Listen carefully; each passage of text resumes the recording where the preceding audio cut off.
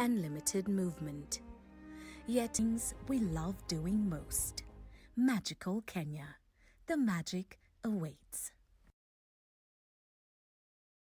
As Kenyans, we don't waste a chance to perform. When we moved from analog to digital, we took the opportunity to share our talanta. And the rise of local radio represented our voices mtaani. And now, in these difficult times, free educational shows are helping our children learn from home. Mawasiliano kwetu, nguvu kwako. Communications Authority of Kenya. Opening your world.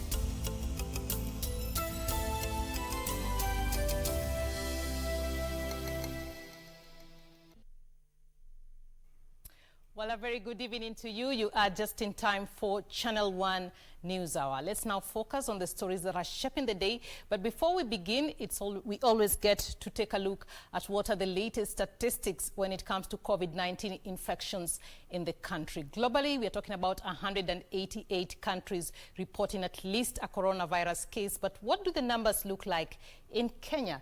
Let's begin with the last 24 hours, where Kenya tested 5,259 samples, and of these, 544 persons tested positive for the virus. In terms of recoveries, we are looking at 113 persons recovering from the virus in the last 24 hours, and our deaths now standing at 12 in the past 24 hours, bringing the figure to 312. Let's now take a look at, since the first case was reported in the country, where are we as a country? We have so far tested 289,759 persons, almost the 300,000 mark, and of these, 19,124 of them are positive, tested positive rather.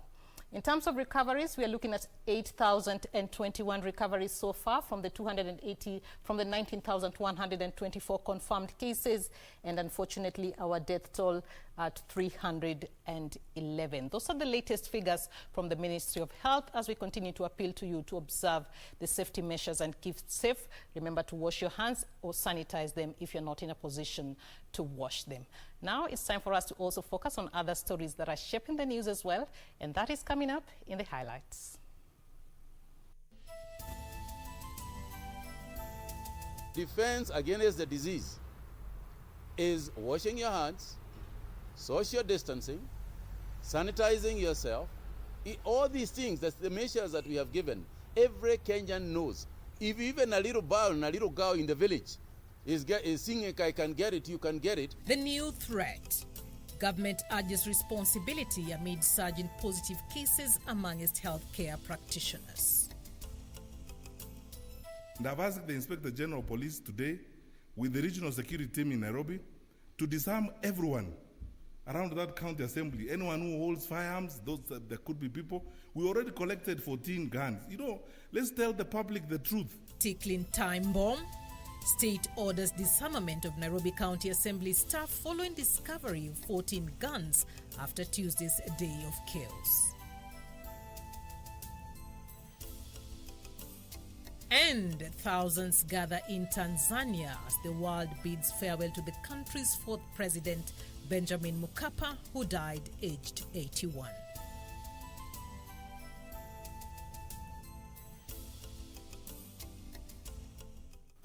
Welcome back. Simon Karodha is our sign language interpreter, and my name is Catherine Achieng'a.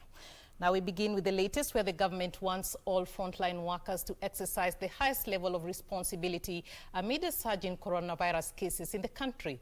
While decrying open disregard to lay down protocols by a number of healthcare workers, Health Cabinet Secretary Mutahi Kagwe warned that laxity on the part of the frontline battalion will jeopardize efforts to contain the disease in Kenya. The warning comes at a time when the country's coronavirus tally surpassed the 19,000 mark after 544 people tested positive for the virus. 12 more people have also succumbed to the disease. Nancy Okware starts off our coverage tonight with that update. On Wednesday, Health Cabinet Secretary Mutahi Kagwe met the Kenya Medical Practitioners and Dentists Council to discuss matters COVID-19 and isolation centers preparedness in the country. The CS would later disclose that 544 new positive cases have been recorded in the last 24 hours out of 5,359 samples tested, pushing the COVID-19 burden past the 19,000 mark. Hii mambo tuishukue kama ilivyo, tujue ya kwamba this is a dangerous time, but we must also live. We must also stay alive. And to stay alive, we need to be positive. We need to assist each other. The numbers hit alarming levels as the health CS expressed concern over the number of local frontline workers who have tested positive for the disease. 634 health workers, health professionals have actually turned positive across the country. It's about 3%.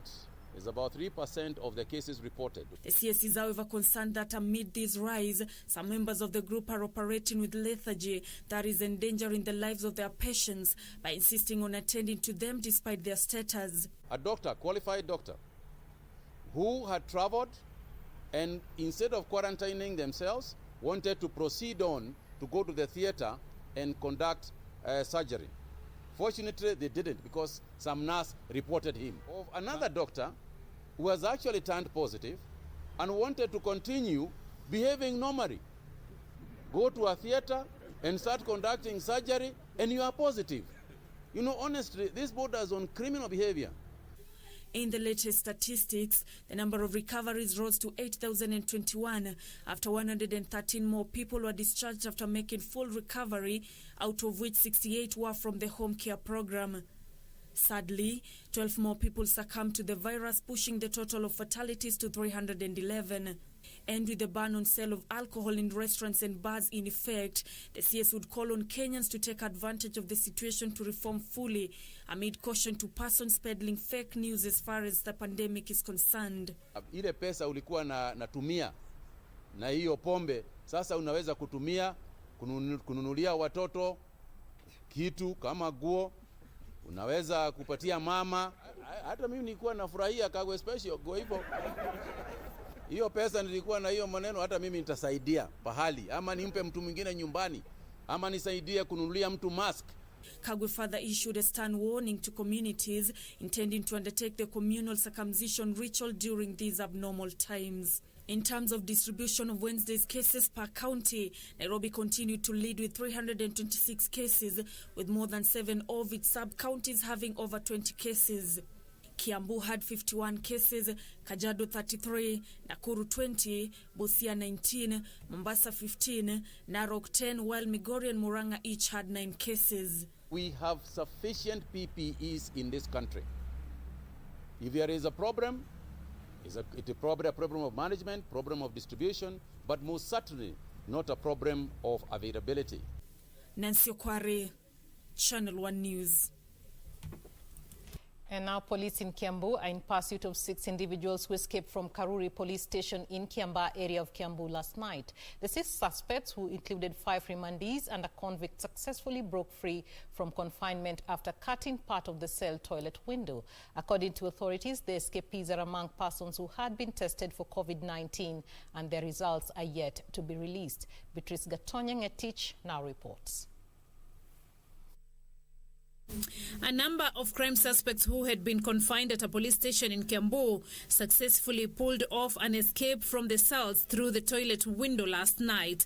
While confirming the incident, Kiambaa Sub-County Police Commander Michael Moshiri disclosed that the detention break came to the fore after a commotion that attracted the attention of the officers on duty, who upon investigation found the metal bars in one of the ventilation windows cut and left on the floor. A head count conducted on those who had been detained at the time established that out of the 26 prisoners who were in custody, 6 of them were missing. What's worrying is revelation that the escapees are among persons who had been tested for COVID-19 and their results are yet to be known. Hawa wamekaa hapa karibu miezi 3 sasa. So uchunguzi tayari umeanza kudhibitisha hasa ni kitu gani ambayo ilisababisha ile. So tutaachia yule afisa ambaye amepewa hiyo jukumu tuweze hasa kutathmini kitu gani ambayo kiliendelea. In the meantime, Mombasa Governor Hassan Ali Joho is asking the coastal residents to strictly adhere to the Ministry of Health protocols on the containment of COVID-19. According to the Mombasa County Chief, any success in the fight against the virus requires strict personal responsibility. Speaking while on a tour of Likoni constituency, Joho sensitized traders operating in the newly commissioned Shika Adabu market on the importance of hygiene, even as he decried the economic impact of COVID-19 in the region. Mimi nataka niseme namna hii, vita vya COVID tutafanikiwa na tunaendelea kufanikiwa. Elsewhere, Baringo is the latest county to record positive COVID-19 cases after 5 people were reported to have contracted the disease. While confirming the cases, Baringo Governor Stanley Kiptis said the county has initiated random tests targeting hotels, markets, bus stops where the 5 cases are suspected to have made contact with other members of the public. The governor also appealed to the national government to relax procurement regulations, especially on matters of urgency, as the county is yet to procure ICU beds. We must actually stick to the law, the PMF Act. That's what we are doing. And the procedure is tedious. It takes some time. There are 17 steps for that. So, because of this emergency, and it is emergency, what we are appealing is to the national government that when it comes to such scenarios, there should be a procedure that actually addresses this scenario. And Uasin Gishu Governor Jackson Mandago says the county has met the bed capacity set by the national government. He further noted that his administration has put in place sufficient efforts in an endeavor to take care of COVID-19 patients. Kama county, sisi tumejiambia, we want to do everything possible to make sure that our economy is not locked. We want to do everything possible to make sure everybody is going about their business and able to earn their livelihood under the new normal, kwa kuzingatia ile protocols ya Ministry of Health na unaendelea na biashara yako. Beatrice Getonyingetich, Channel 1 News. And now Senate Majority Whip Irungu Kang'ata is threatening to turn the tide against senators whose counties were bound to benefit from the third basis revenue sharing formula but voted against his proposal by touring their respective regions and informing the electorate of their transgressions. At least 7 senators voted against Kang'ata's bill, which sought to provide a 2-year window before counties begin receiving funds based on population density. Following Senate's decision to reject the amendment on the revenue sharing formula by Majority Whip Irungu Kang'ata on Tuesday, it is likely counties will share the revenue on basis of previous formula, which aimed at minimizing development gap. This, however, will happen if they adopt the amendment on the Finance Committee's report, sponsored by Nairobi Senator Johnson Sakaja, seeking to retain status quo until county revenue share increases. But as counties await the Senate's decision, proponents of the one-man, one-shilling formula are working on a comeback, as well as punitive measures against those believed to have betrayed their cause. At least 7 senators, whose counties were set to benefit from the formula, voted against the government's amendment, sponsored by Majority Whip. Mahali kama Kakamega, mahali kama Kajiado, Machakos, Lamu, mahali kama Kisii. Hizo ni county ambazo zinataka zipewe pesa nyingi mno ili ziweze kuinuka, kwani ziko na pressure kubwa sana ya wananchi kuwa wengi. The senators include Kakamega's Cleophas Malala, whose county was to get an additional 1 billion shilling, Nairobi's Johnson Sakaja, whose county was to get an additional 1.2 billion shillings, and Kipchumba Murkomen of Elgeyo Marakwet. Other senators who rejected additional monies include Kajiado's Philip Mpaye, Lamu's Anwar Loitiptip, and Kisii's Professor Sam Ongeri. Chief whips have no opinions. They only bring government business. So every time you see a chief whip doing anything, he's doing it on behalf of the government. What I can tell you is that senators who come from certain counties, they need to remember the public pressure on public facilities. I know Nairobi has a huge pressure, huge problems arising of being underfunded. The county government being underfunded. Places like Magikomba, Kawangware, places like Githurai, they need adequate water, they need good roads. Places like Kajiado, they need adequate roads. The Senate Majority Whip Irungu Kang'ata now says they will move around the 7 counties to explain to the electorate that they will be missing additional funds as a result of acts and omissions by their senators. There are many ways, of course. The people from, I want to tell the people of places like Kajiado, places like Lamu, the places like Nairobi County. Yeah, it's them to give us the way forward. We are still thinking about them. We believe resources about the people. Kevin Washira, Channel 1 News. Of course, we'll continue to keep tabs on that particular debate. But elsewhere, the Interior Cabinet Secretary, Dr. Fred Matiang'i, has ordered the immediate disarmament of staff at the Nairobi County Assembly just hours after violent altercations at the Assembly left an MCA nursing injuries. Speaking during the launch of a book documenting Kenya's journey in police reforms, authored by former Inspector General of Police Joseph Boynet, Matiang'i also condemned violence meted on the public by police officers.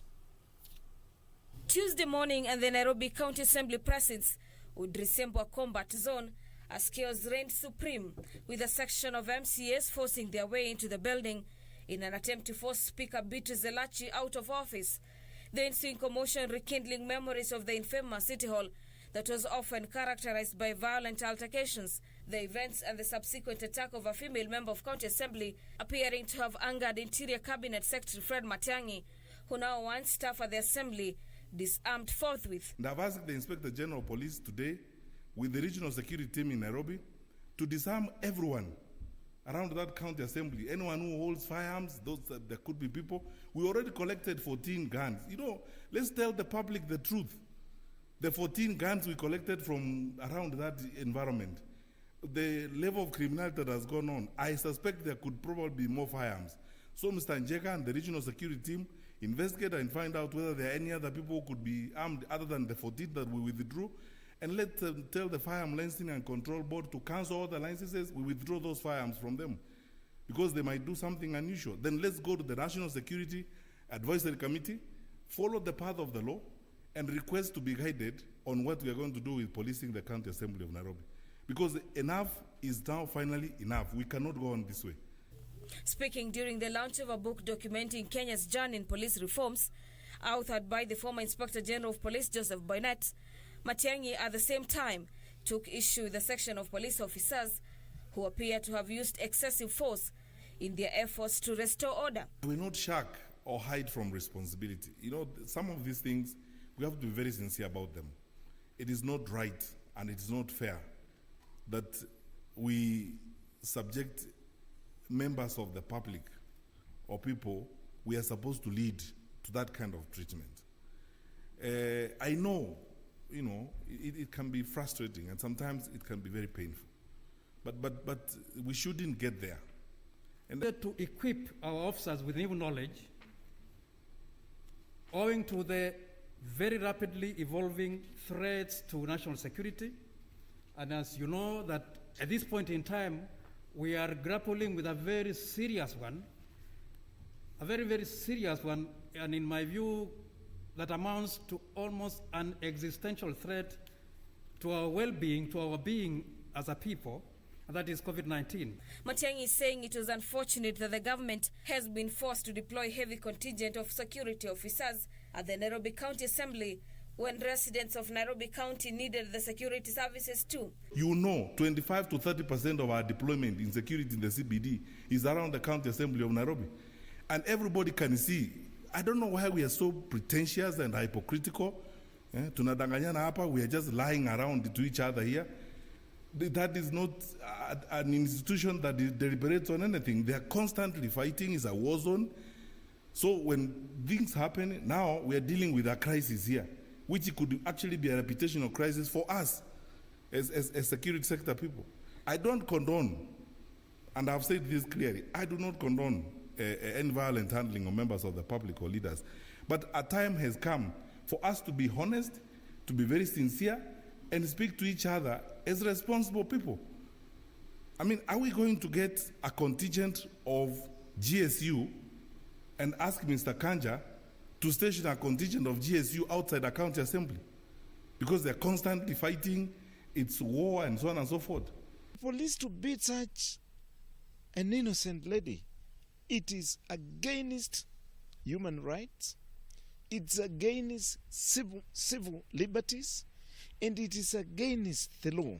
So I want to ask Mutyambai, wherever he is, the Inspector General, to make sure those officers are arrested and locked in. And it must be an example of inserting discipline to our officers, because they cannot be allowed to behave like that. The Independent Policing Oversight Authority has already contacted some of the people who were present during the chaos in a preliminary inquiry that seeks to establish the role played by police officers who are deployed at the premises during the fracas. For Channel 1 News, I'm Gladys Mungai. And now to some sad news. The country is mourning the death of renowned poet Abdallah Musimba, who passed on last evening. Musimba, who was laid to rest Wednesday afternoon at the Kariakor Muslim Cemetery, was born in 1937 in Matuga, Kwale County. Wasa umeshafika, tarumbeta zinalia. Ndoto itawakika uzawa kushuhudia. Wakenya twajumuika, ngariba amewadia. Kizaliwacho ni bora, Kenya tunajivunia. The voice of Abdallah Musimba, a man who for the better part of his life entertained many with his unique poems that did more than just tickle. Wednesday, 29th of July, marking the end of an era for a man whose work is well documented in Swahili and was among the pioneer artists at Voice of Kenya, now Kenya Broadcasting Corporation, during famous programs like Tushauriane na Ushikwapo Shikamana. A small group of family members and close friends turning up at the Kariakor Muslim Cemetery in line with COVID-19 protocols to bid him goodbye. Those who knew him paying glowing tribute to a man whose mastery of Swahili poems earned him many supporters and national awards, including a state commendation awarded to him by President Kenyatta 2 years ago. Kila mmoja katika East Africa anamkumbuka Bwana Abdallah Musimba, kwanza kama mtu mcheshi mwenye kumpenda watu, na pia ni mtu ambaye ana mcha Mungu sana. Na kila mmoja, watu wazima wamekuwa ni marafiki zake, na nimefurahi na kusitika at the same time ya kuwa Mwenyezi Mungu amemchukua, na tunamuomba Mwenyezi Mungu amweke pali pema peponi. His son Musimba Abdallah describing his father as a friend and a teacher.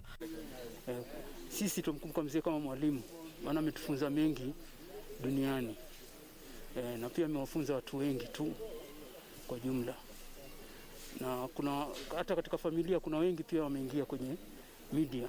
Those who interacted with him at public broadcaster KBC like Khadija Ali and Badi Muhsin saying Musimba was a consummate professional. Tutamkumbuka sisi ambao tulipita katika mikono yake, hasa kwa upande wa lugha ya Kiswahili. Alitukuza lugha ya Kiswahili na pia hasa vipindi vya ushikwapo shikamana. Musimba alikuwa mghani mzuri sana. Nimefanya naye kazi miaka mingi sana. Tangu miaka 80, tangu ilipokuwa VOK mpaka imekuwa KBC. Tumefanya vipindi vingi sana ambavyo vilivutia watu wengi sana. Kipindi ambacho kilikuwa na wasikilizaji wengi sana kwa sababu ya namna alivyokuwa kighani Musimba. Sauti yake ilikuwa nzuri, alikuwa akijua namna ya kucheza na sauti yake. In his condolence message, KBC Managing Director Dr. Naim Bilal describing Musimba as one of East Africa's greatest poet and radio personalities who mesmerized and inspired many with his poetic voice and his incredible talent. Bilal saying the country has indeed lost a legend. The late Musimba has left behind 3 children and several grand and great-grandchildren. This is the final resting place of a man of the people, a media mogul and a poetry legend who may be gone from our eyes, but will forever remain in our hearts. Yusuf Farah, Channel 1 News, Nairobi. Indeed, our heartfelt condolences to the family, and may he rest in peace. On that note, it's time for Channel 1 News Hour to take a short break, but we will be back with lots of news after this break.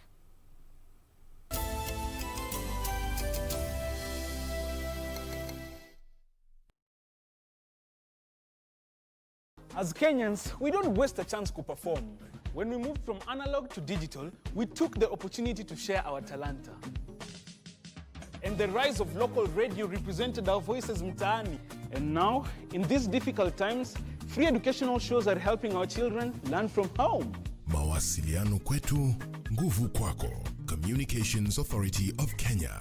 Opening your world. You may be in the pit. You do not see how you could get out. But the good news is that you do not have to get by yourself. The Most High God is about to lift you out. He's about to turn the medical report. He's about to free you. He's about to open new doors, bringing new opportunities, new relationships. Kupata The Pit, bonyeza star 811 star 967 hash. Bonyeza star 811 star 967 hash.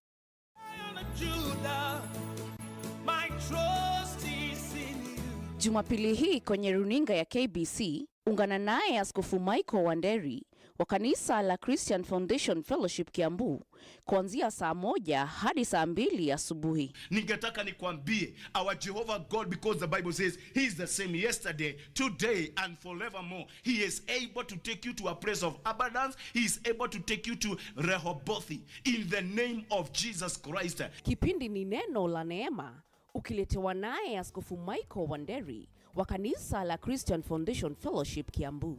Usikose. My trust is in you.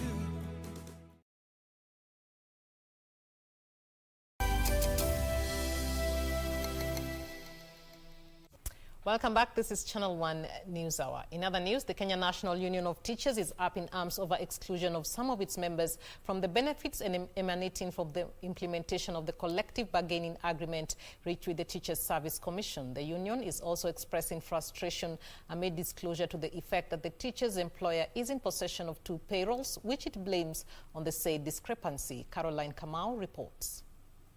Solidarity forever. Another storm is brewing in the education sector as the Teachers Umbrella Union NAT and the Teachers Employer TSC are yet again at loggerheads. The spat between the two sides this time sparked off by the alleged existence of 2 different payrolls at the Teachers Service Commission as it close of July. Thoroughly heartbreaking for the teachers of this country. Wakati unafunja roho za walimu, wakati mwajiri anafunja roho za walimu ambao wataingia darasani tutakapoanza mwaka ujao, mnasikiaje ama mnachukuliaje jambo hilo?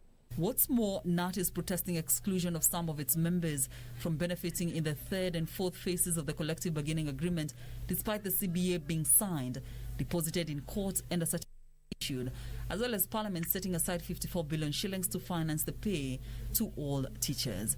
Jambo la utekelezwaji wa mazungumzo hayo limekuwa kisungumkuti na limeleta utata mwingi katika ualimu.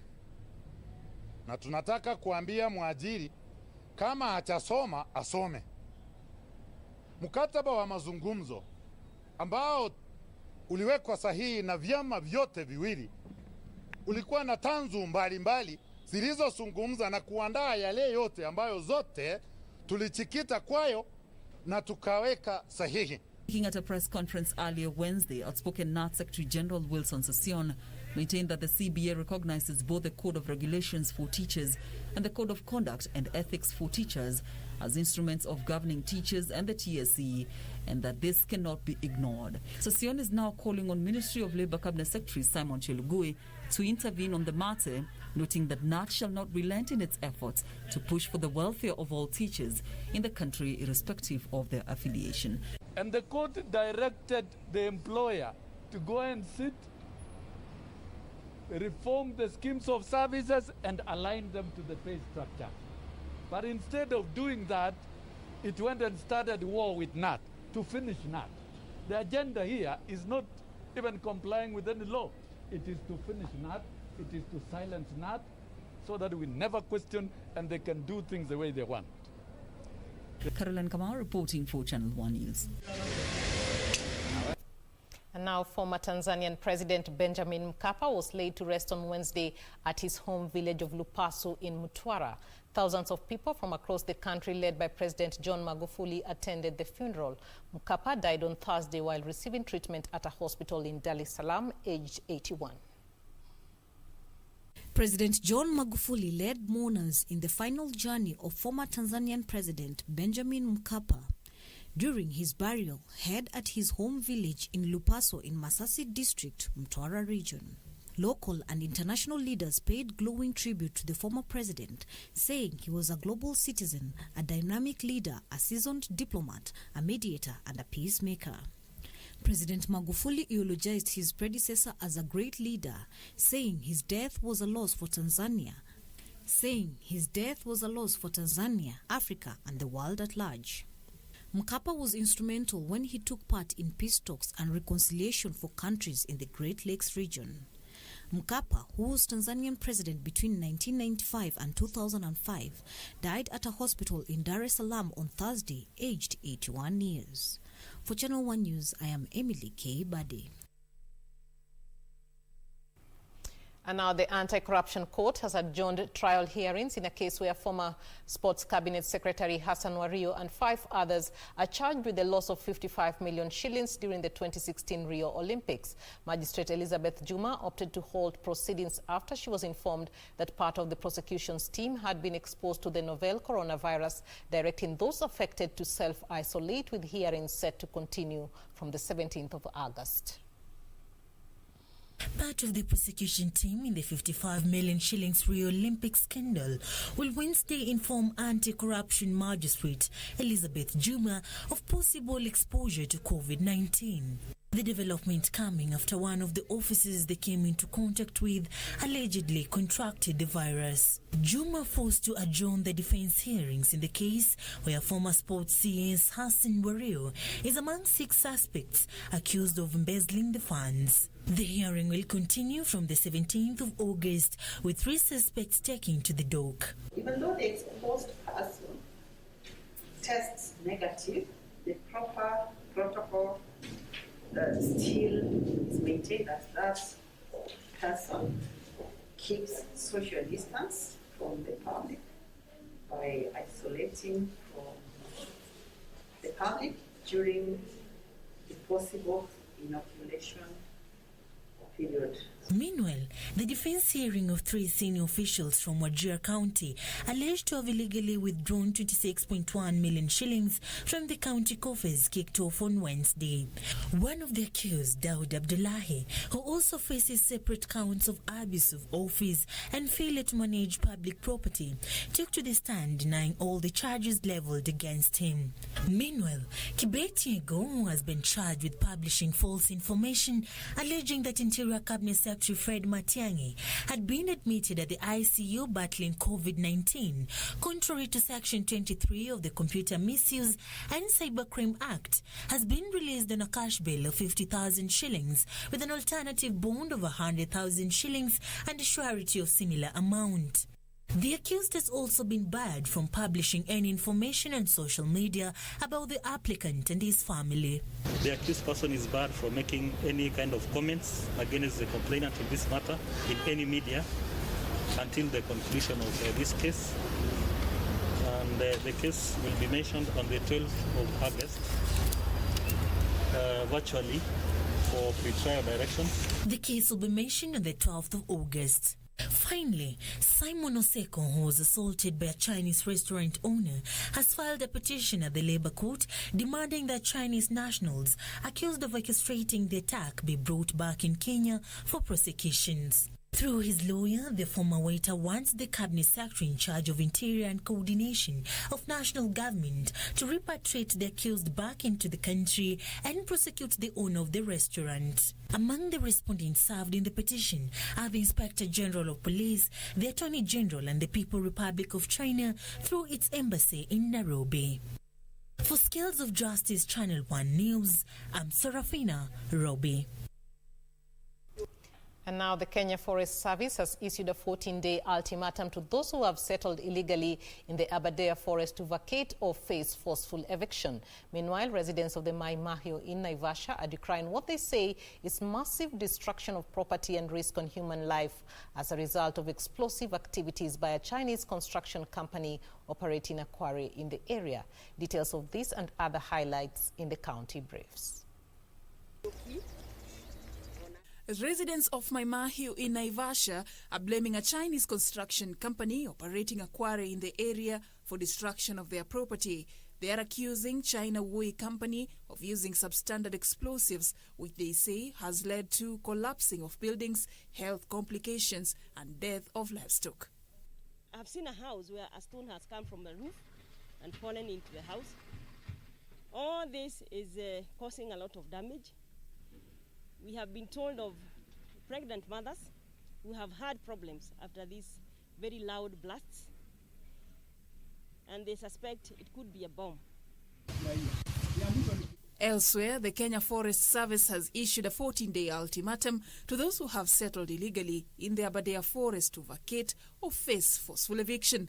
Speaking during a tree planting session at Mombo area at the foot of the Aberdare Ranges during celebrations to mark this year's World Nature Conservation Day, Conservator of Forests in charge of Nyandarua County, Stephen Karega, warned that those who have allegedly grabbed forests within Murai and Kirima areas in the Aberdare will also be prosecuted.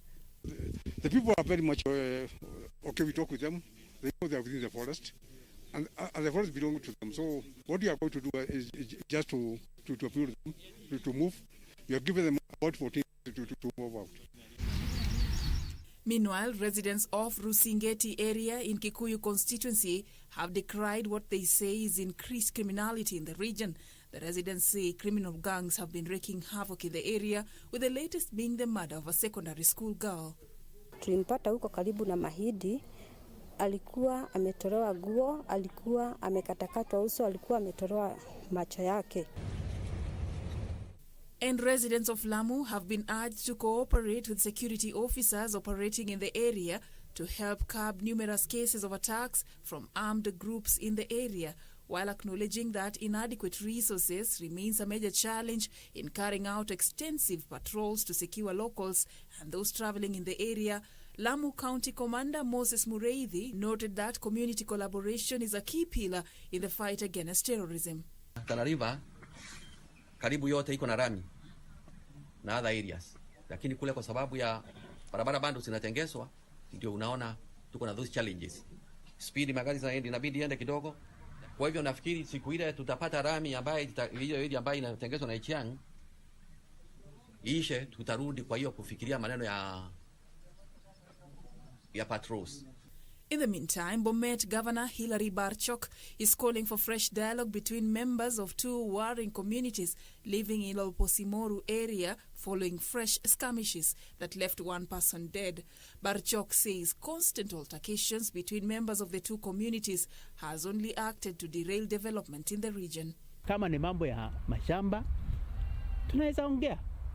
Kama kuna mambo mengine ambayo hatuelewi, tuongee, lakini tusiingize siasa kwa dispute ambayo pengine iko kati ya the two communities to an extent that we incite our people to fight. Finally, a section of leaders in Wajir have dismissed attempts by area woman representative Fatuma Gedi to have the county dissolved. The group that largely comprises of elders and ward representatives instead want Gedi and area senator Ali Abdullahi Ibrahim to settle their political differences with the county governor and desist from resorting to far-reaching resolutions. Really condemn in the strongest term possible the reckless utterances the women rep is doing. And actually, you should not destroy a whole county in the pretext of personal interest that you have. It's a very unfortunate matter.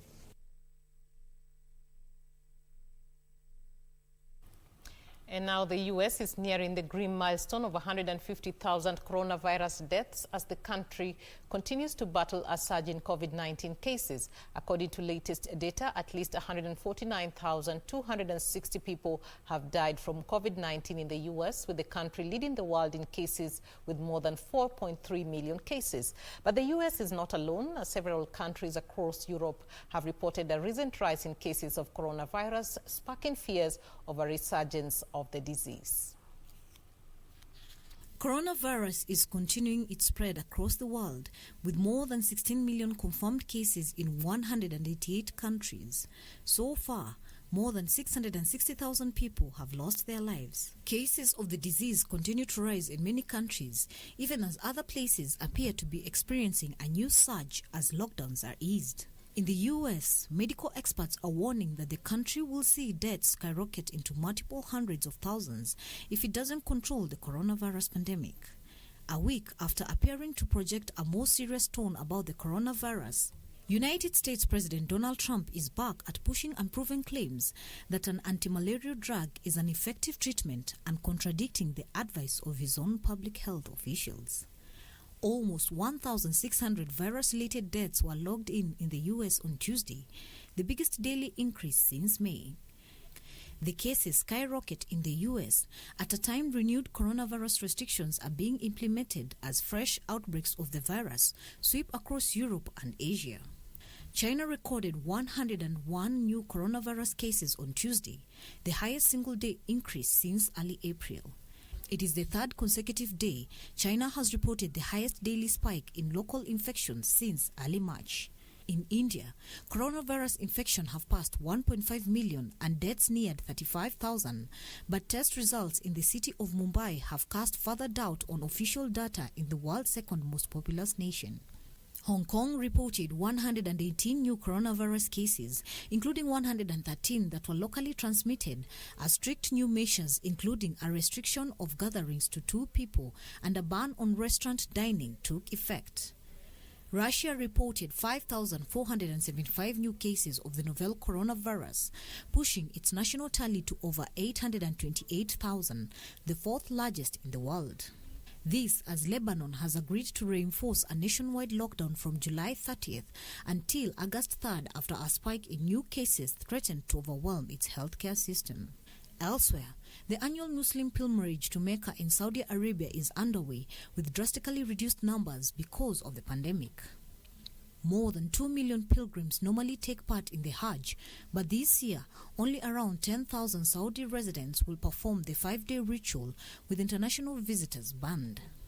And the European Union executive said it had agreed to buy a limited supply of the COVID-19 drug Remdesivir from the United States-based drug maker Gilead to address the short-term needs of European patients and hoped to be able to order more later. In the meantime, Sanofi and GSK have reached an agreement with the United Kingdom government to supply as many as 60 million doses of its potential COVID-19 vaccine.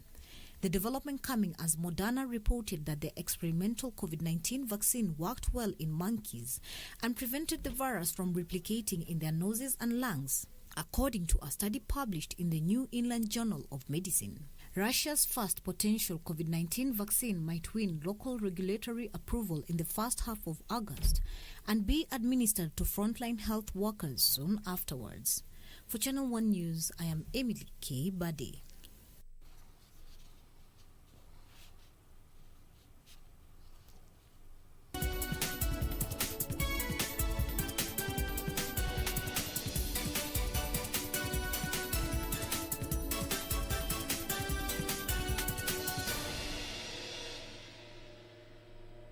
Let's now do some business, and the Central Bank of Kenya has held its benchmark lending rate at 7% for the third month in a row in Wednesday's sitting, saying the policy measures are having the intended effect on the economy. The bank has also announced that loans amounting to 844 billion shillings have been restructured by the end of June.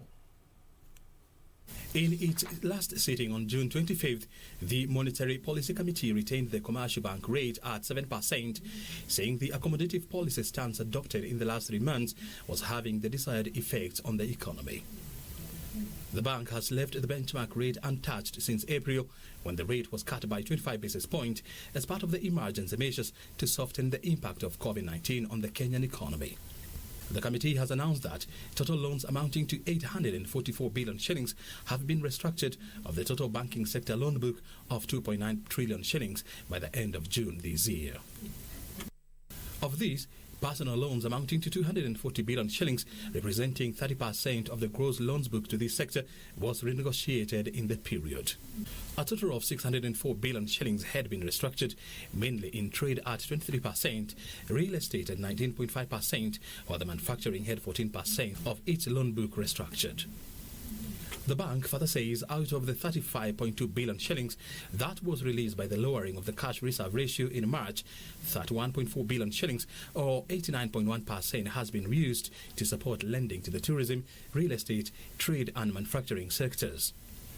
In the 12 months to June 2020, private sector credit grew by 7.6%, where growth was recorded in manufacturing at 12.3%, transport and communications 15%, and consumer durables at 15.2%. The committee is expected to meet next month to review the market conditions. O'Brien Kiman for Business News Hour. And now the newly inaugurated Warehouse Receipt System Council has been tasked to fast-track the development and establishment of warehouse receipt system for agricultural commodities produced in Kenya to ensure efficiency, effectiveness and integrity. Agriculture Cabinet Secretary Peter Munya says operationalization of the system will go a long way in boosting investments in the agriculture value chain. The agriculture sector transformation and growth strategy identifies creation of a warehouse receipt system as a key intervention to improve commodity storage, reduce average post-harvest losses, curb value chain inefficiencies, increase financial earnings to farmers, traders and service providers in the agriculture commodity trade.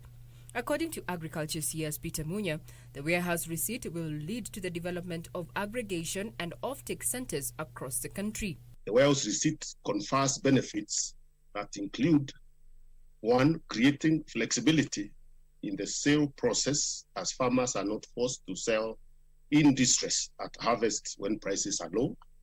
They have a choice to wait for more favorable prices at a later time. 2, encouraging increased lending to the agricultural sector by pledging the receipt, which reflects the value of the commodity.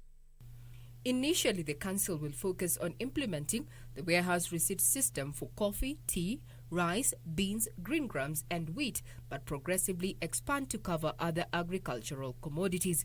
The system is to be ready ahead of the main harvest season in October 2020. Regina Manyara reporting for Channel 1 Business. And now the Kenya Tourism Board has signed marathon world record holder and Olympic champion Eliud Kipchoge as Magical Kenya Destination Ambassador. The move comes in the wake of staggered reopening of the tourism sector following COVID-19 disruptions that saw a number of tourist sites close shop due to travel restrictions. 5,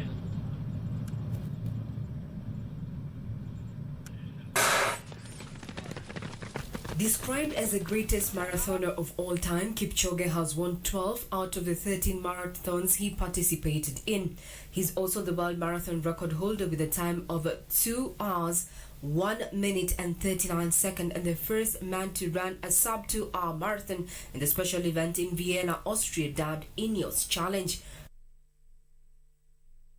I'm running to remove, to actually sell no human is limited to the whole generation in this world. The engagement will see Eliud promote Kenya as a preferred tourism destination both locally, regionally and internationally through various campaigns. In a statement to newsrooms, KTBC Dr. Betty Radier notes, Kenya is well known as a home of champions, hence sports form a part of our strategy to popularize the country's tourism offering.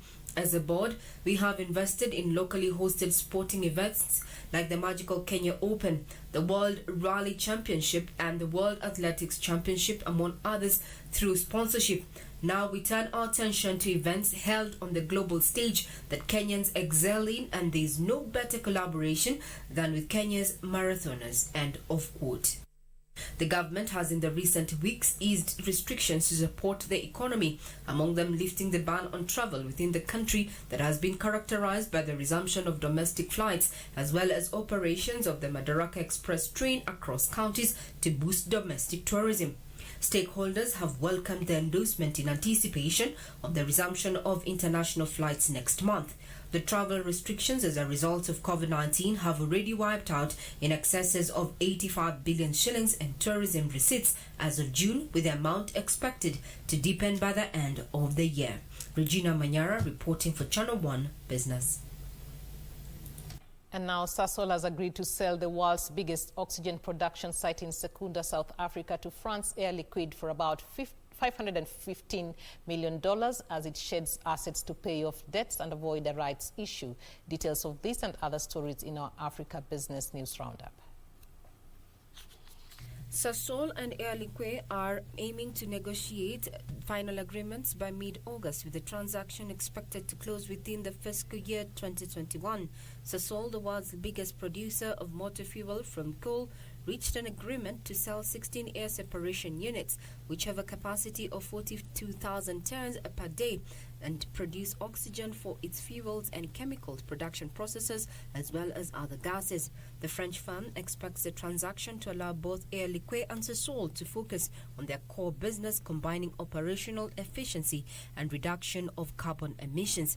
According to Reuters, the move is part of Sasol's drive to sell off assets amid the coronavirus crisis and oil price slump, which have left the company already struggling following problems at a massive chemicals project in the United States, potentially facing a rights issue of $2 billion. Elsewhere, Nigeria's state oil firm NNPC has signed a $1.5 billion repayment deal led by Standard Chartered and backed by oil traders Vitol Group and Matrix Energy. Two sources close to the matter have revealed. Now, the deal provides OPEC member Nigeria with much-needed cash after its finances were hit by the oil price crash in April as COVID-19 lockdowns erased nearly one-third of global oil demand. The financing package, called Project Eagle, was also backed by African Export-Import Bank and the United Bank for Africa. Vitol and Matrix will each get 15,000 barrels per day of crude as repayment over the next 5 years, starting August. And nearly 45 million people in Southern Africa are staring at starvation as a result of drought, floods and coronavirus, a regional bloc representing 16 nations says. According to the Southern Africa Development Community, SADC, coronavirus has hit the urban poor especially hard. Restrictions on movement make it difficult for them to go out to trade. Unemployment is up, businesses have been forced to close, and remittances have decreased. Children haven't been spared either, with 8 million predicted to become acutely malnourished this year. Regina Manyara reporting for Channel 1 Business. And now the UK government has signed a fourth coronavirus vaccine deal, securing up to 60 million doses of an experimental treatment being developed by drug giants GSK and Sanofi. The UK has already signed up for 100 million doses of the Oxford University vaccine being developed by AstraZeneca. Details of this and more in our International Business Roundup. The United Kingdom has also secured another 90 million doses of 2 other promising vaccines. However, it is still uncertain which, if any, of the vaccines may work. Governments around the world have pledged billions of dollars for the COVID-19 vaccine, and a number of pharmaceutical firms are in a race to develop and test potential drugs. The vaccine involved in the latest government deal developed by Sanofi in partnership with GSK is based on the recombinant protein used by Sanofi to produce a flu vaccine, as well as GSK's established pandemic technology. And China's cloud gaming industry is now on a fast track of expansion thanks to the country's rapid deployment of 5G services. Cloud gaming is a form of online gaming which uses cloud servers rather than local devices to run games. The technology allows video games with complicated graphics and storylines to be streamed and played via mobile phones and other low-powered devices. Interest in cloud gaming has been on the rise in China as the country has been pushing ahead with its 5G rollout in recent years, which has enabled faster data transmission speeds that foster a seamless cloud-based gaming experience. Official data shows that 257,000 5G base stations were set up in China in the first 6 months of this year, bringing the number to 410,000 by end of June.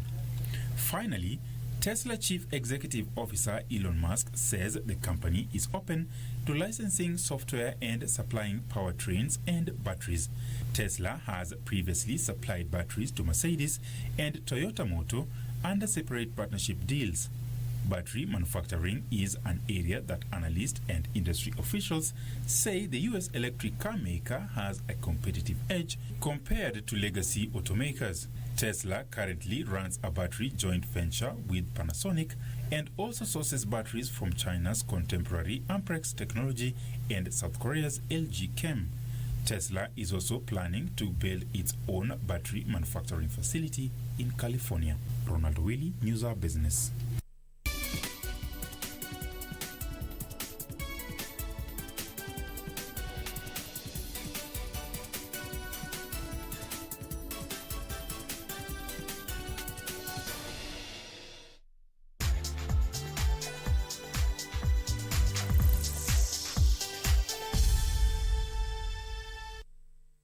Let's now focus on sports, and organizers of the Hercules meeting have confirmed the participation of 4 more world champions for the Wanda Diamond League meeting to be held on the 14th of August in Monaco.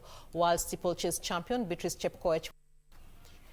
And now the Dubai and Cape Town rounds of the 2021 HSBC Sevens World Series, due to take place in November and December this year, will not take place because of the COVID-19 pandemic. Men's and women's events had been scheduled for 26th to 28th November and 4th to 6th December 2020 respectively. World Rugby has set up a working group to evaluate the rest of the season. New Zealand were awarded men's and women's titles for 2020, having led the standings when the suspension came. Dubai has staged a Sevens event every year since the inaugural tournament in 1970.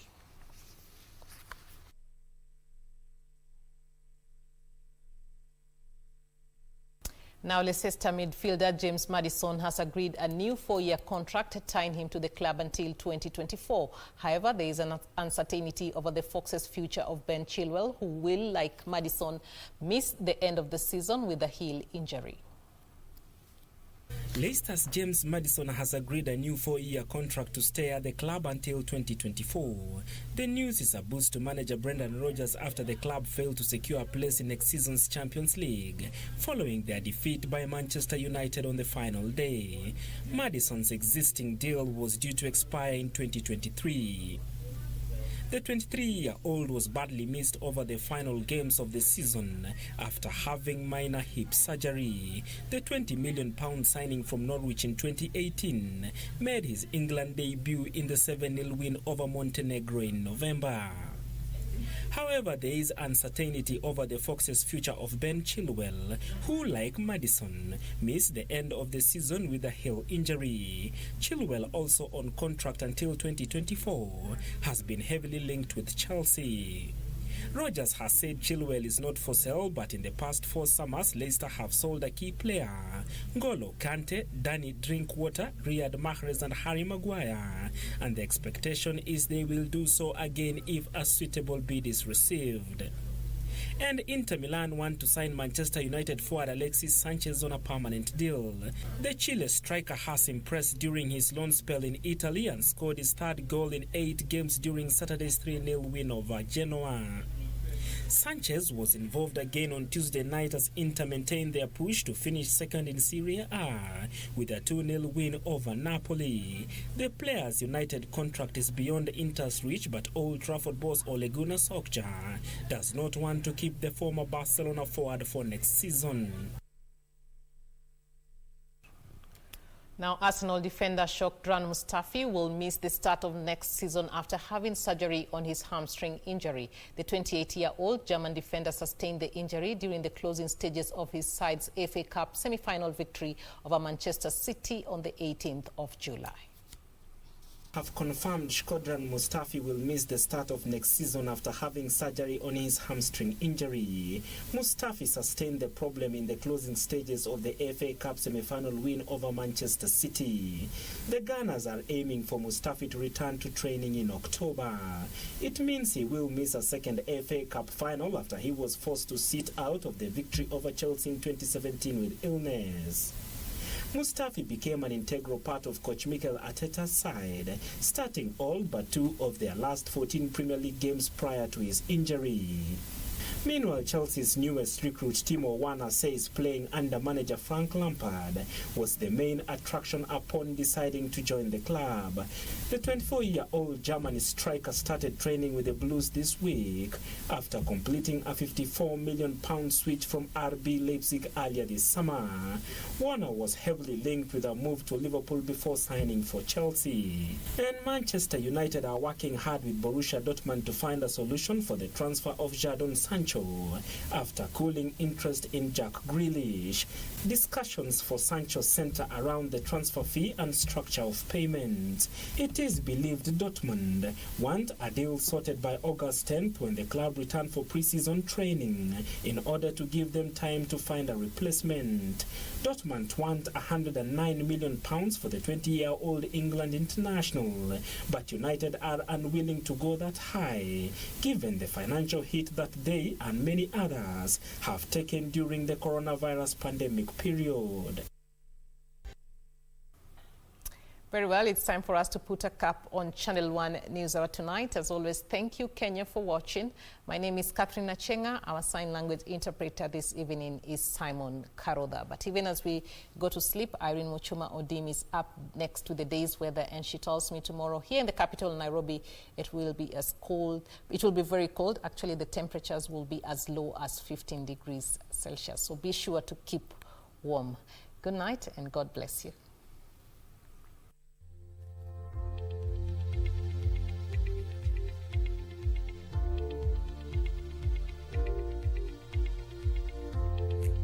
Tonight, it's raining in Baringo and Trans Nzoia counties. This as the lowest temperatures across the country stand at 12 degrees Celsius. That is in Uasin Gishu, Eldoret in particular. The rest of the country is covered with partly cloudy conditions, and that is how it will be for the rest of the night. Good evening from wherever you are. This is Channel 1 Weather Update. A very warm welcome. My name is Irene Muchuma Odim. Thursday, we are looking towards a cloudy and cool morning in the capital. Similarly, in Meru and Nyeri, there will be showers in Mombasa, Malindi, and Lamu. Sunny conditions will dominate the northeastern parts of the country. The northeastern parts of the country will experience cloudiness, and especially around Lodwar. This as we're expecting cloudy conditions in Garissa. The Lake Basin region will be sunny. Similarly, in the western parts of the country, the southeastern lowlands will experience sunny conditions during the morning hours.